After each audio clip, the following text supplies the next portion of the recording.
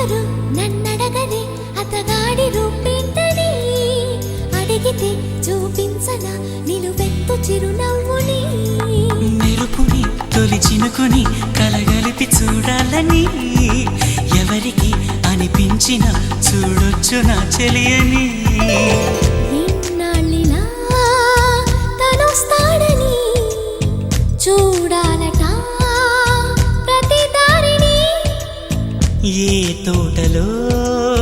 తనందోనని ఎటు పంపను నా మనసుని